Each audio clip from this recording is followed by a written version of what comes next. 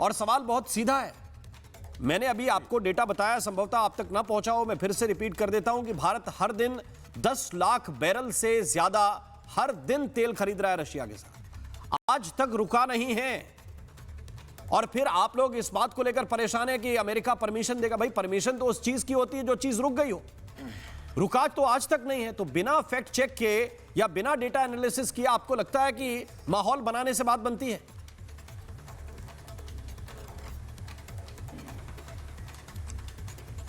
राम मोहन जी, पूरा देश जो है ना भारत, इसको एक पाखंड और मूर्खता के रंग में रंगने का प्रयास चल रहा है। कांग्रेस ऐसा प्रश्न क्यों पूछ रही है, कांग्रेस ऐसा प्रश्न।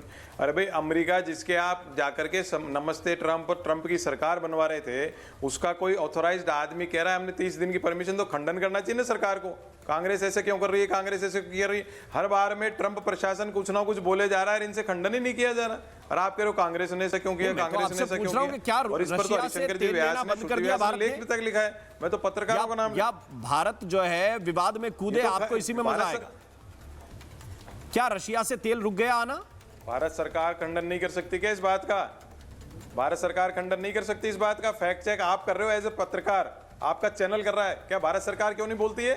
भारत सरकार को देना चाहिए भाई, कुछ नहीं कर रहे हैं, हम ले रहे हैं इतना तेल, अमेरिका गलत बोल रहा है, ये खंडन करने में क्या दिक्कत आ रही है? उसी की तो बात है, ये नहीं हो रही बात जो आप फैक्ट चेक की बात ये हो रही है कि अमेरिका रोज कोई ना कोई स्टेटमेंट वहां से ट्रंप प्रशासन का कोई देता है। अरे चुप्पी साध के बैठे हैं, क्यों बैठे हो भाई चुप्पी साध के? कोई भी देश अगर भारत के संबंध में कोई आप इस प्रकार का बयान दे रहा है, जब भी तो मैंने मूर्खता वर्ड का प्रयोग किया, आप भी मैं थोड़ा डायरेक्ट बोल रहा हूँ, आप इनडायरेक्ट कह रहे हो। वहां का प्रशासन कैसे परमिशन दे सकता है भारत को? और वो जब वहां का आदमी ऐसी बात बोल रहा है तो खंडन तो भारत सरकार करेगी। आप कह रहे हो विपक्ष ऐसे क्यों बोल रहा है, विपक्ष मतलब चुप हो जाए विपक्ष भी, और ट्रंप कुछ भी बोले जाए, उसका प्रशासन भारत के लिए कुछ भी बोले जाए, ऐसी कैसी सरकार है? और अब उसके बाद पूरे भारत को इस चीज में रंगने के प्रयास कि आप भी ऐसे ही करो। अरे भाई कैसे करो?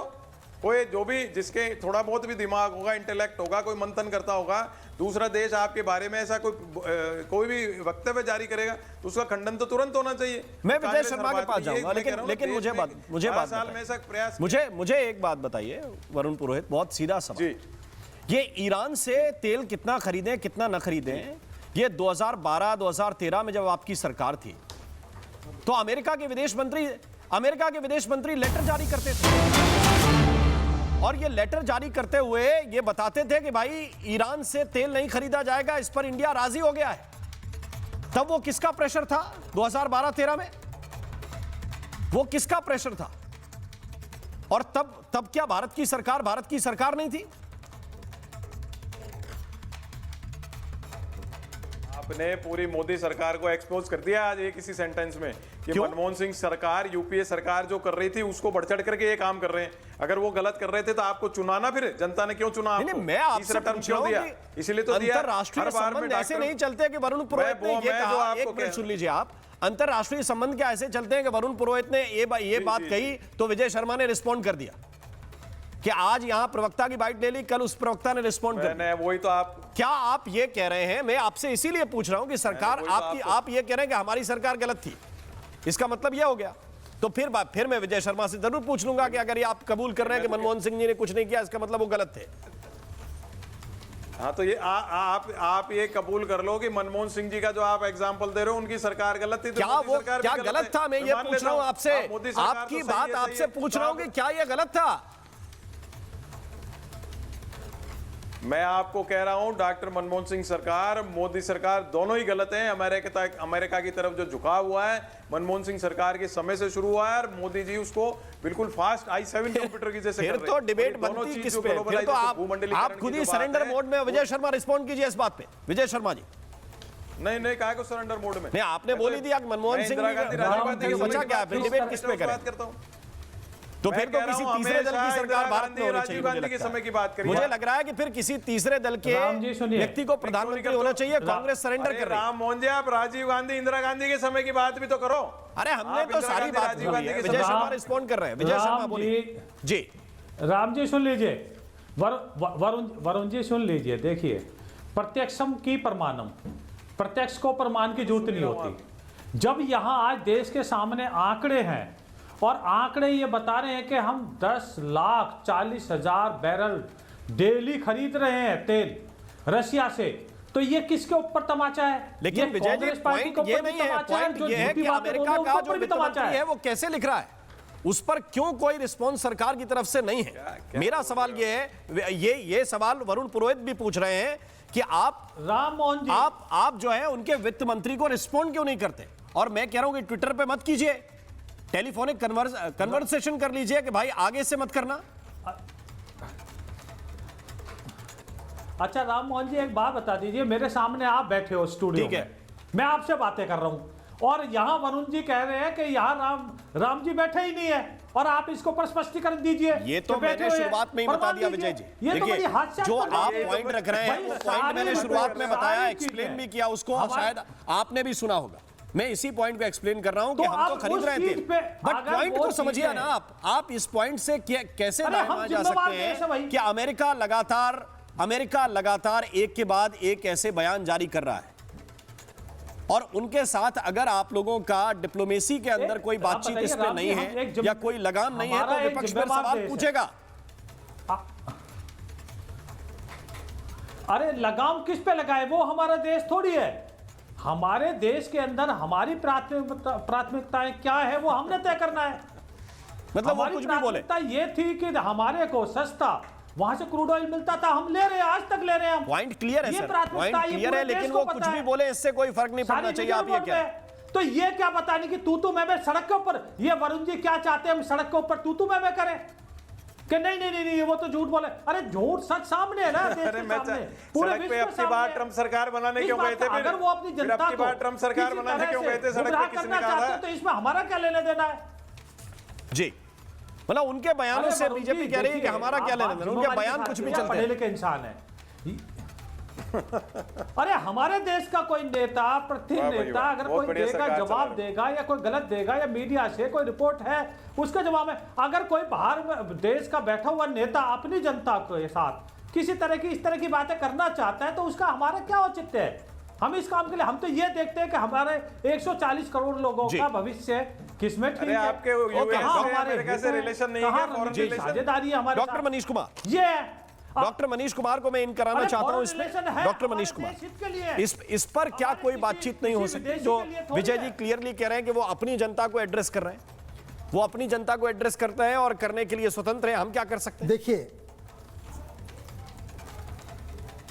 देखिए एक कहावत है, भैंस के आगे बीन बजाना।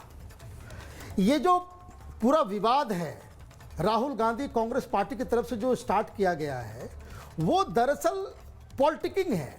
उनको भी मालूम है, सबको मालूम है, ऑयल आना बंद नहीं हुआ। इनको डाटा दिखा करके किसी को आप कन्विंस नहीं कर सकते। इसके मर्म को समझना जरूरी है कि आखिर ये हो क्यों रहा है।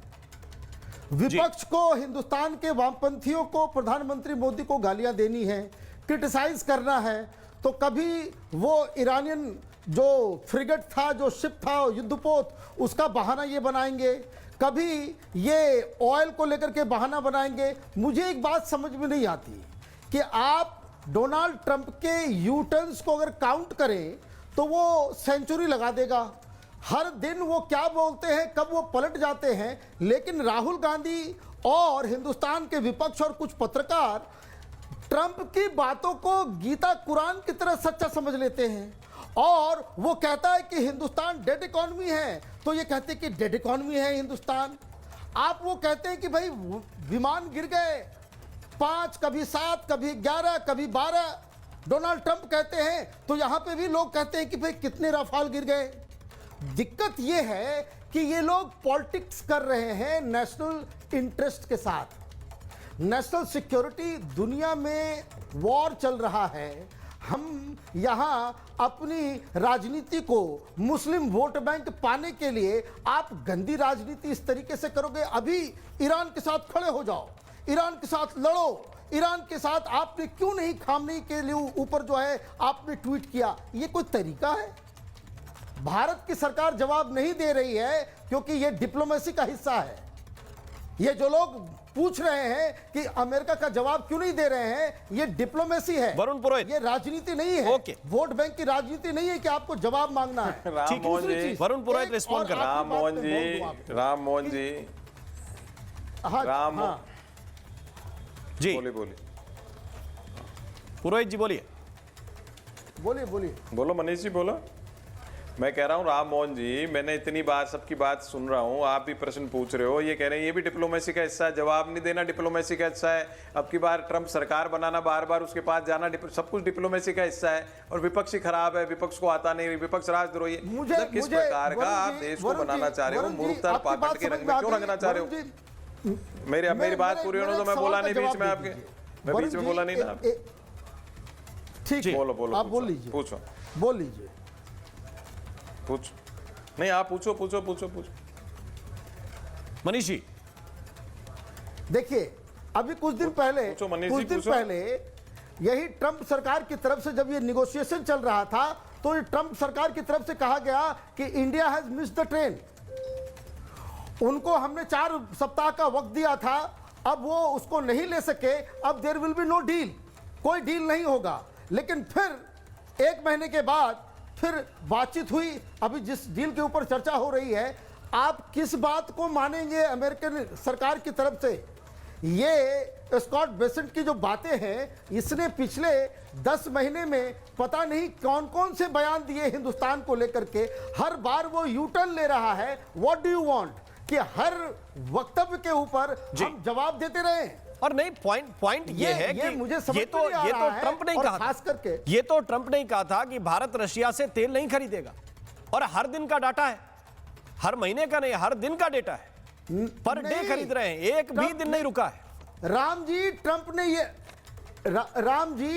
ने ये कहा कि हिंदुस्तान ने रूस से ऑयल खरीदना बंद कर दिया जी, ऑलमोस्ट निग्लिजिबल।